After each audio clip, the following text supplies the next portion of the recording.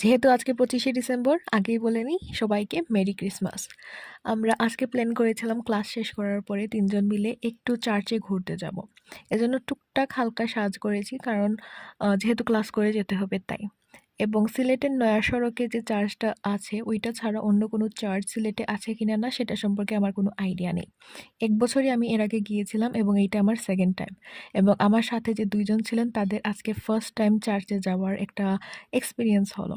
তো যাই হোক অনেক বেশি ভিড় হয়। আসলে মূলত এখানের মধ্যে ডেকোরেশন এবং ছবি ওঠা, ভিডিও করা এগুলো ছাড়া আর কোনো রিজন নাই এখানে যাওয়ার। কারণ অনেক বেশি পরিমাণে ভিড় হয়। আশেপাশে অন্য কোনো চার্চ নেই বা ক্রিসমাস রিলেটেড অন্য কোনো সেলিব্রেশন সিলেটে সাধারণত আমি হতে দেখিনি।